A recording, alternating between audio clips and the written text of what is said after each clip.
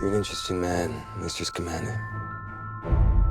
Just like your suitcase, I think there's much more to you than meets the eye. Kicked out of Hogwarts for endangering human life with a beast. Yet one of your teachers argued strongly against your expulsion. I wonder, what makes Albus Dumbledore so fond of you, Mr. Scamandra? First trip to America?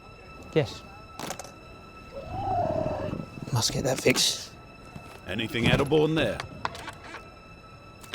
No. Any livestock? No. Welcome to New York.